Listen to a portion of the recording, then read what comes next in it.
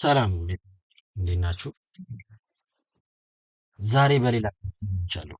እ፣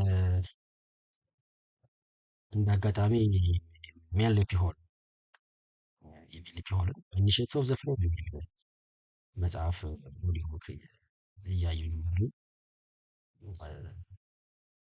ጀስት አንድ ሰክሬት ሲቲ ኦፍ ሻምባላ የሚል ቻፕተር ላይ ስንስ በጣም ገራሚ በጣም የሚገርም ነገር አለ እና ላይክ አሁን ላካፍላችሁ ስንኩ ማለት ነው እና ለማታውቁት ሜንሊ ሆል ማለት በጣም ተጽዕኖ ፈጣሪ የሆነ ሰው ነው። ላይክ ይሄ ኦከልቲቭ ብዙ የማዳም ሄልና ብላቫትስኪን ጨምሮ የተለያዩ ክሪቲክ የሆኑ ሰዎችን ስራዎች እንደ አዲስ ሪብራንድ አድርጎ ተርጉመዋል። በጣም ናሬሽናቸው አጋርተዋል በተለያየ መንገድ ማለት ነው። እሱም የራሱ ስራዎች አሉት። የኒው ኤጀር ሙቭመንት በጣም ዋነኛው ተጽዕኖ ፈጣሪ ነው ማለት ይቻላል። በጣም ማለት ነው። ዳይት ድሪምስ ምናምን ራሱ የእሱን ስራዎች ያነሳሱ አይቻሉ ከዚህ በፊት ምንድን ነው እኔ ላይክ ይህንን ኢኒሼቲቭ ኦፍ ዘ ፍሌም የሚለውን መጽሐፍ እያየው የተለያዩ ቻፕተሮች አሉት እና ለብቻ ነበር ያስቀመጠው እና መጽሐፉ አጠቃላይ ይዘቱ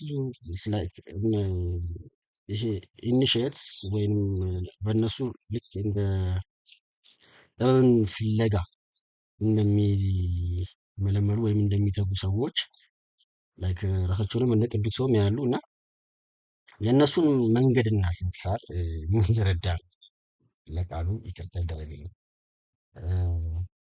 ማለት እነዚህ ሰዎች ቅዱስ ብሎ መጥራቱ ማለት ነው። ራሳቸውን ቅዱስ ስለሚሉ እንደዛ እያሉ እንቀጥላለን እና ሻምባላ እንግዲህ እንደሚታወቀው ማለት እኔ ፎር ዘ ፈርስት ታይም ስለ ሻምባላ ያወቅኩት በሄለና ብላቫትስኪ በምትባል ሴት ነው እና ሄለና ብላቫትስኪ ማዳም ይሏታል። እኔ እንኳን ማዳም አልላትም ብያለሁ። እንደሚታወቀው ራሻ ቤት ጁ ናት። በጣም ተጽዕኖ ፈጣሪ ሴት ናት ማለት ከ1877 አሲስ አንቪል የሚል መጽሐፍ አላት። 1877 አሲስ አንቪል የሚል መጽሐፍ ጽፋለች። 1888 ሲክሬት ዶክትሪን የሚል ስራ አላት። በ1875 የቴዎሶፊካል ሶሳይቲ መስርታለች። እቺ ሴት ምንድነው እሱ ላይክ እሷ ሳይንስን ሃይማኖትንና ፍልስፍናን አንድ ላይ አድርጋ መርጃ አድርጋ አዋህዳ ለማስተማር ሞክራለች እና በጣም ብዙ አይነት ሴጣናዊ ነገሮችን አሁን እሳቤዎችን፣ ናሬሽኖች፣ ዳያሌክቲኮች ከእሷ የሚመነጩ ናቸው ማለት ይቻላል እና የእሷን ስራዎች ሜሊፎል ብዙ ጊዜ በተደጋጋሚ ተርጉሟል እና ሻምባላ እኔ በእሷ ነው የማውቀው ስለ ሻምባላ እና እሷ ስትል ምንድን ነው በቃ በጣም ኢኒሼትሶች አሉ በጣም ላይክ አሁን ከምናየው ቴክኖሎጂ ሁሉ የረቀቀ ነገር ያለበት ይሄ ሻምባላ አጋርታ የሚባል የምድር ውስጥ ስልጣኔ አለ። ያም አራውንድ ቲቤት ነው እና ሄዳለች ሁሉ ያንን ፍለጋ ምናምን ብላ ቲቤት ሄዳ ምናምን የሆነ ጊዜ ቆይታለች። አይዶ ነው እንግዲህ እዛ አካባቢ ሄዳ እነማንን እንዳገኘች ባይታወቅም እሷ ግን ምን ትላለች? መናፍስቱ ራሳቸው መጥተው እንግዲህ አስተማሩኝ ነው የነገሩኝን ነው የጻፍኩት ነው የምትለው። አሁን መጽሐፍቶቿ ላይ ያሰፈራቻቸው ነገሮች ማለት ነው እና ሻምባላን ፎር ዘ ፈርስት ታይም እኔ በእሷ ነው ያወቅሁት ነው።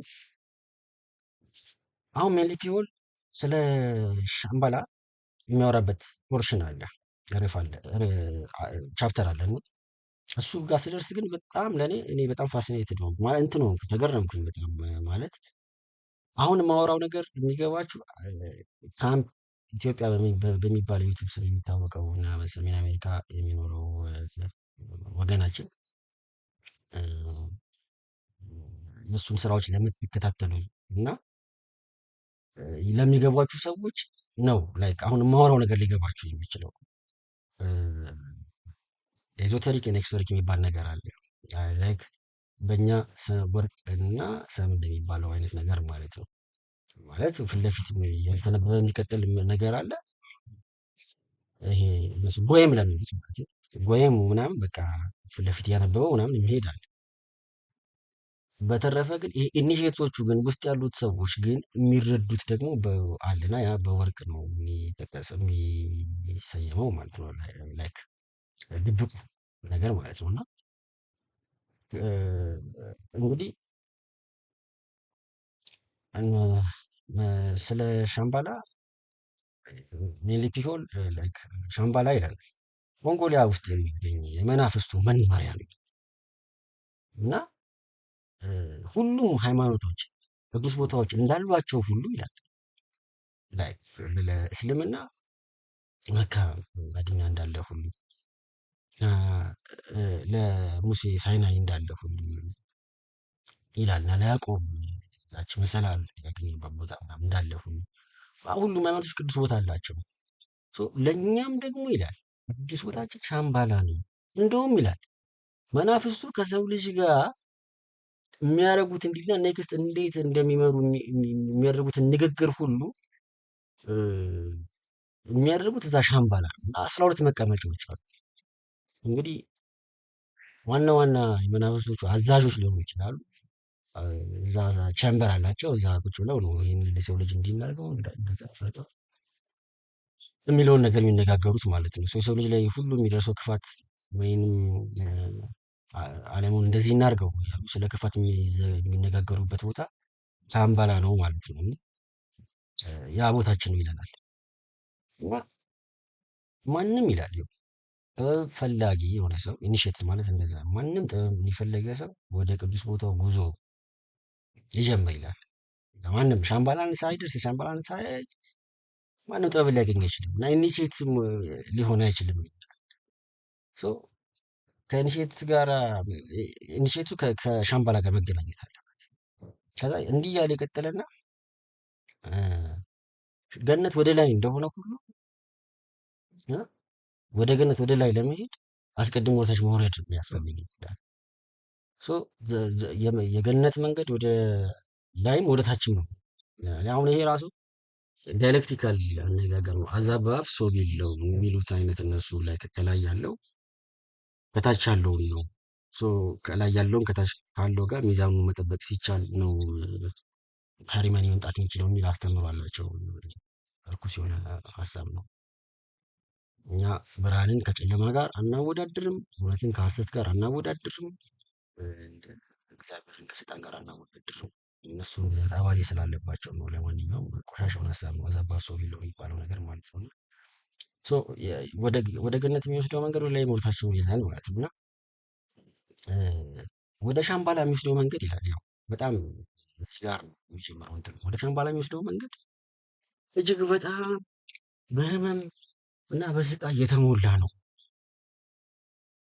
ብዙ ህመምና ብዙ ስቃይ አሳልፈህ ነው ወደ ሻምባላ የምታስገባዋን ሬንቦ ማየት የምትችለው። ዲስ ኢዝ ኪ ፎር ሚ ጋይስ። አሁን ስለ ሬንቦ ስናወራ አንድ የማህበረሰብ ክፍል ትዝ ይበላችሁ። ድጋሚ አሁንም ደግሞ ይህንንም ቻናል እንዳያሳጡኝ ብዬ ነው። ከዚህ ነገር ጋር አሶሺየት የሚያደርጉት ምን አይነት ሰዎች እንደሆኑ ይታወቃል። እና ሰዶማውያኑ ራሳቸውን አሶሺየት ያደርጋሉ። እንዲሁም ልክ አንድ ሰው ሰዶማዊ ሲሆን ወይም ፈርስት የመጀመሪያ ኤክስፒሪየንሱ ልክ እንደዛ ሲያደርግ ጭንቅላቱ ላይ የሬንቦ ቀለማት ናቸው የሚረጩት ነው የሚባለው። እና ይህንን ነገር ካምፕም ከዚህ በፊት ሪፈር አድርጎታል። ትራንስፈርስ ኦፍ ቀለማት እና ቀስተ ደመናችን የሚል ክሊፑ ላይ ማለት ነው። እና ራሳቸውን አሶሼት የሚያደርጉት እነሱ ናቸው። ልክ አሁን ይህም ሰውዬ እያወራ ያለው ምን እንደሆነ ተመልከቱ። እንግዲህ በታላቅ ህመምና ስቃይ ከተጓዝክ በኋላ ነው ላይክ የሬንቦ ድልድይ ተገልጦልህ ሻምባላ መግባት የምትችለው ይላል ማለት ነው። በጣም መጀመሪያ ተገረምኩ እዚህ ጋር ማለት ነው። ከዛ ወረድ ብዬ ሳይ እና ሁሉም ይህንን ጥበብ ፈላጊ ወደ ሻምባላ ለመሄድ ከመነሳቱ አስቀድሞ ይላል ሻምባላን በውስጡ ፈልጎ ማግኘት ይገባዋል። ሉክ እነኚህ ሰዎች ኢነር ወርልድ እና አውተር ወርልድ የሚሉት ነገር አለ ማለት ኳንተም ሚስቲሲዝም ውስጥም በስፋት የሚገለጥ ነገር ነው። እያንዳንዱ አሁን ዓለም ላይ ያለው የሚታየው የሚነካው የሚዳሰሰው ነገር ሁሉ ግዝፈት የሚነሳው ነገር ሁሉ ሰው ውስጥ አለ መጀመሪያ እና ያንን የሚነካ የሚዳሰሰውን ነገር ሰው መውጣት የሚችለው ከውስጥ አውጥቶ ነው ማለት አስተምሮ አላቸው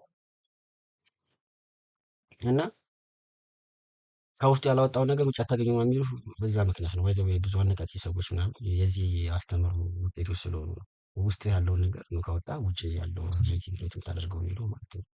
ዞሮ ዞሮ አንተ እኔ እናንተ አመንበትም አላመንበትም እነኚህ ሰዎች ስለሚያምኑበት ዓለም ኢዝ ሩልድ ባይ በእነዚህ አይነት ኮንሰፕት ነው ዓለም የምትመራው። ቁም ነገሩ እነሱ ናቸው ስለሚያምኑበት ዓለም በዚህ መንገድ ነው የምትሄደው። የሪያሊቲ ኢዝ የነሱ ሶ ሪያሊቲ ኢዝ ክሬትድ ከውስጥ ነው ምናምን ይሏል ማለት ነው እና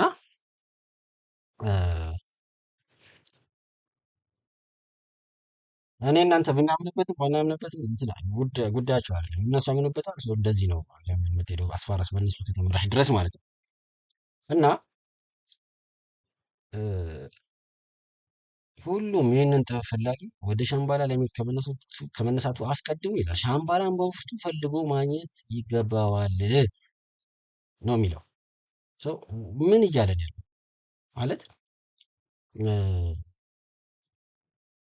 ኦኬ ሻምባላ ይሄ ገደሉ ምናምኑ ተራራው አይደለም ማለት ነው። ያዙልኝ የሚል ጥያቄ እንዲያስነሳ ይሆናል ማለት ነው። አስቀድሞ እዛ ሞንጎሊያ ምናምን አካባቢ ያለው ምናምን ብሎ ነግሮናል። ሌላ ሻምባላ አለ ወይ ብለን እንጠይቅ ያደርጋል ማለት ነው። ዝቅ ብሎ ሌላ ኮት አለ ምን ይላል? when a man opens his bed within himself ይቺን ኤክስፒሪየንስ ሲያደርግ ብቻ ነው ሻምባላ ላይ ሊያያት የሚችለው ይለናል ማለት ነው። አስቀድሞ ከላይ በታላቅ ህመምና ስቃይ ነግሮናል። ከላይ look when a man opens his bed ነው የሚለው። እስቲ ሙሉ በሙሉ እስቲ እንግሊዝኛውን ሰምተን ነው እንመለስ። Opens this bud within himself, he finds, like the golden pollen in the flower, this wonderful spiritual city, Shambhala, in the heart of the thousand-petaled lotus of the brain. Man opens this bud within himself, he finds, like the golden pollen in the flower, this wonderful spiritual city, Shambhala. There we go, yeah. እንደሰማችሁት ነው እንግዲህ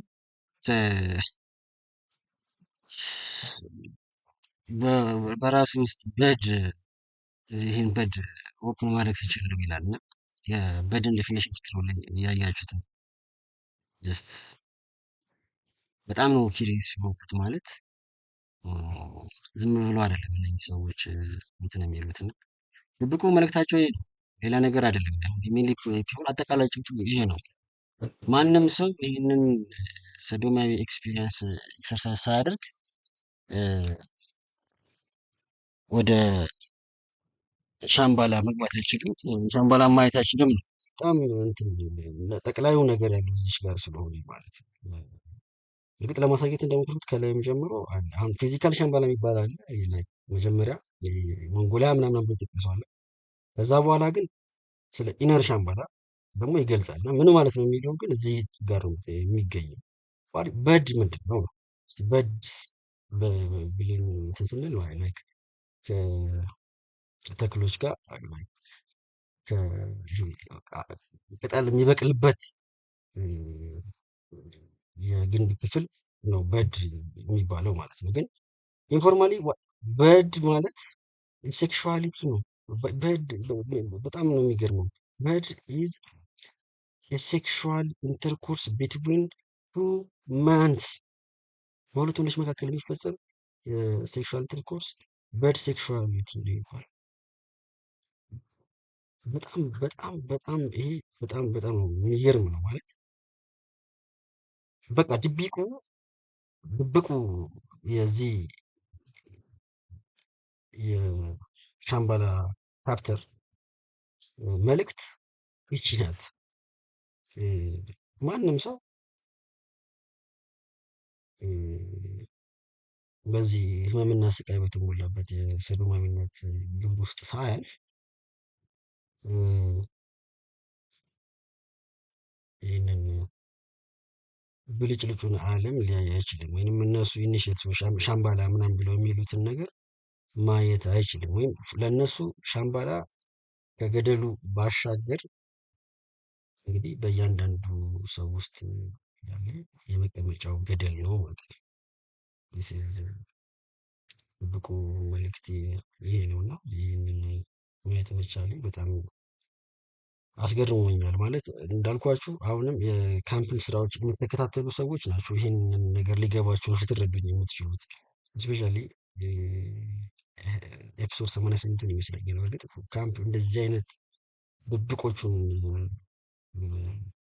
የእነሱን ቲችንጎች ከኳንተም ሳቢ የሚሆን ከተለያየ ሳቢ እየፈለፈለ የሚያሳይ ልጅ ነው። የእሱ ትምህርቶች ወይም የእሱ ክሊፖች የገቧችሁ ልጆች እያወሩ ያሉት ነገር በትክክል ይገባችኋል ብዬ አምናለሁ። ለዛሬ ማለት በጣም ያስገርመኝ ነገር ነው እና ይህንን ላካፍላችሁ አሰብኩ ማለት ነው። አይ ዶንት ኖ ጀስት እናንተም እንትኑን እተውላችኋለሁ። አሁን ከዚህ ኢኒሼቲቭ ኦፍ ዘ ፍሌም ከሚለው የመጽሐፉ ፖርሽን ውስጥ ይቺ ሻምባላ የምትለዋን ፖርሽን ኦዲዮ ክሊፕ እተዋትና እስቲ እናንተም እዩት። ወርዶቹን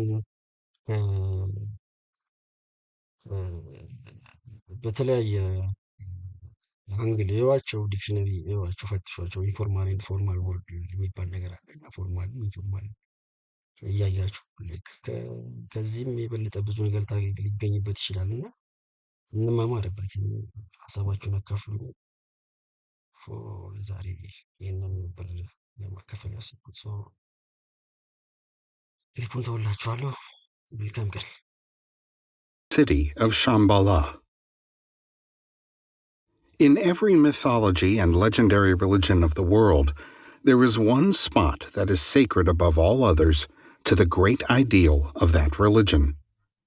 To the Norsemen, it was Valhalla, the city of the slain, built of the spears of heroes, where feasting and warfare were the order of the day. Here the heroes fought all day and reveled by night. Each day they killed the wild boar and feasted on it, and the next day it came to life again. In the Northland, they tell us that Valhalla was high up on the top of the mountains and connected to the earth below by Bifrost, the Rainbow Bridge. Up and down this bridge the gods passed, and Odin, the All-Father, came down from Asgard, the city of the gods, to work and labor with mankind. Among the Greeks, Mount Olympus was held sacred, and here the gods are said to have lived high up on the top of a mountain. The Knights of the Holy Grail are said to have had their castle among the crags and peaks of Mount Salvart in northern Spain. In every religion of the world, there is a holy place. The Oriental Meru, Mount Moriah, and Mount Sinai, upon which the tablets of the law were given to man, are all symbols of one universal ideal. As each of these religions claimed a castle and a home among the clouds, so it is said that all the religions of the world have their headquarters in Shambhala, the sacred city in the Gobi Desert of Mongolia, the high place upon the polar mountain of the world. Among the Oriental peoples there are wonderful legends of this sacred city, where it is said the Great White Lodge or Brotherhood meets to carry on the government of world affairs. As the Aesir of Scandinavia were 12 in number, and Mount Olympus had 12 deities, so the Great White Brotherhood is said to have 12 members who meet in Shambhala to direct the affairs of men. Editor's note: in other texts, this Great White Brotherhood may also be referred to as the Great Brotherhood of Light, the Council of Light, the Masters of the Ancient Wisdom, or the Ascended Masters. The belief is that there is a spiritual organization of ascended masters or mystics, men and women from all cultures, robed in glowing white light, that have risen from the earth into immortality and help guide the spiritual development of humanity in their forward evolution.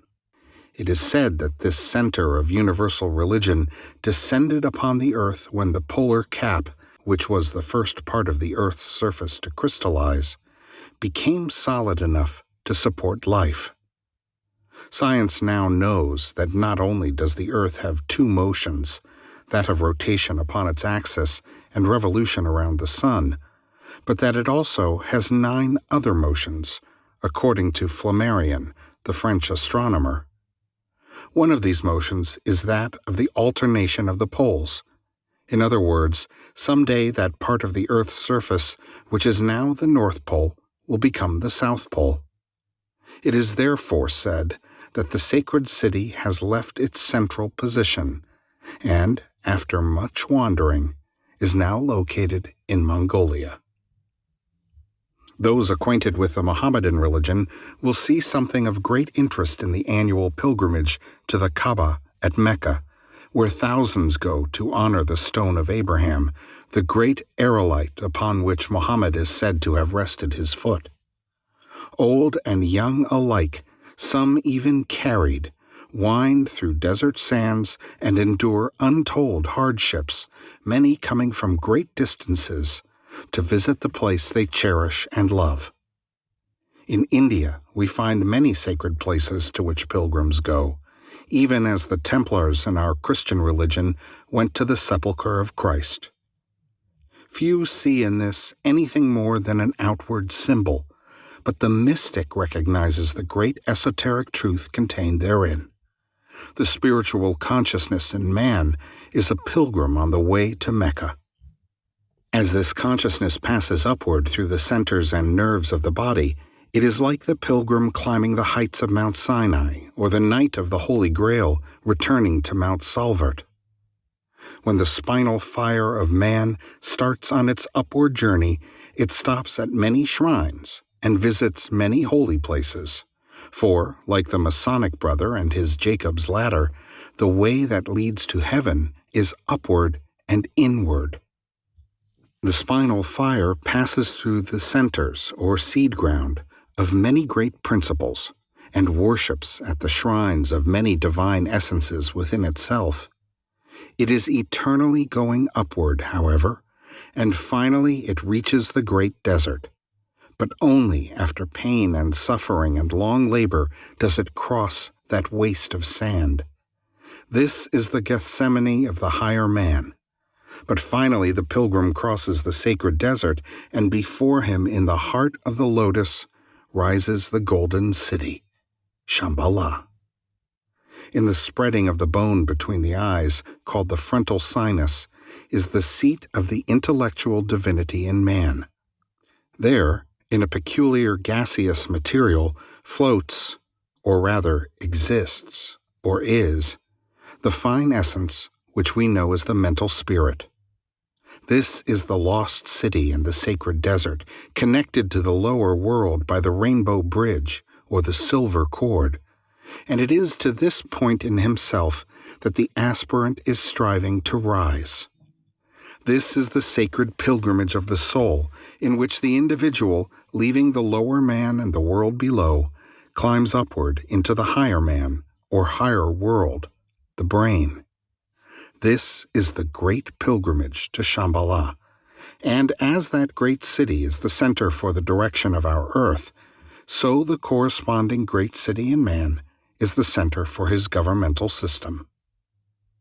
When any other principle governs man, he is not attuned to his own higher self, and it is only when the gods, representing this higher principle, come down the rainbow bridge and labor with him, teaching him the arts and sciences, that he is truly receiving his divine birthright. In the Orient, the disciple looks forward with eager longing to the time when he will be allowed to worship before the gates of the sacred city, when he shall see the initiates in silent conclave around the circular table of the zodiac, when the veil of Isis shall be torn away and the cover lifted from the Grail cup. Let the seeker remember that all these things must first happen within himself before he can find them in the universe without. The 12 elder brothers within himself must first be reached and understood before those of the universe can be comprehended. If he would find the great initiates without, he must first find them within. If he would see that sacred city in the lotus blossom, he must first open that lotus within himself, which he does petal by petal when he purifies and attunes himself to the higher principles within. The lotus is the spinal column, with its roots deep in materiality and its blossom in the brain. Only when he sends nourishment and power upward can that lotus blossom within himself, and its many petals give out their spiritual fragrance. May your consciousness be lifted upward through the tree of life within yourself, until in the brain it blossoms forth as the lotus, which rises from the darkness of the lower world and lifts its flower to catch the rays of the sun. You will sometimes see strange little Chinese gods or Oriental Buddhas sitting on the blossom of a lotus. In fact, if you look carefully, you will find nearly all the Oriental gods are so depicted. This means that they have opened within themselves that spiritual consciousness which they call the Kundalini.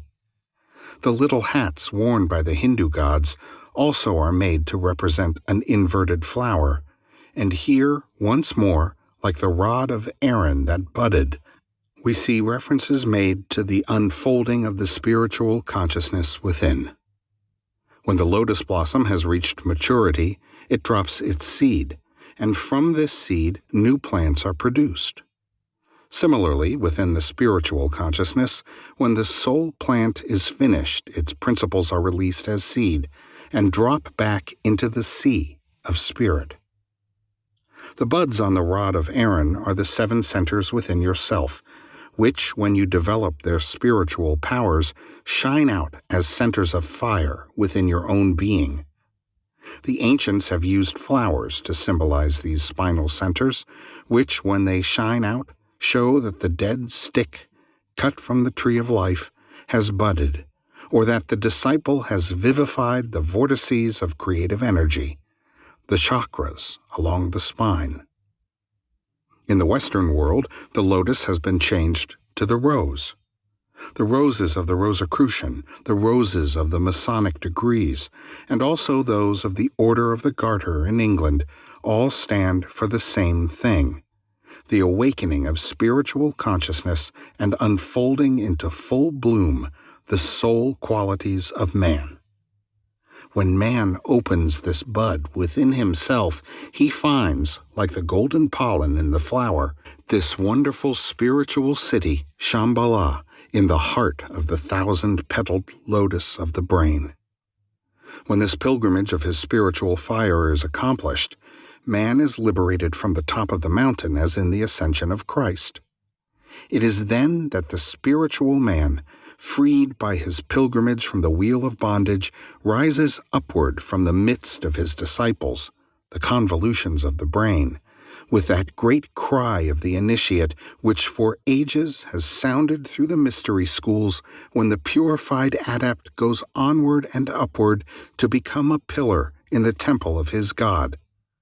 With that last cry, the true mystery of Shambhala, the sacred city, is understood. The new master joins the ranks of those who, in white robes of purity, their own soul bodies, have sounded the eternal tocsin, consummatum est. It is finished.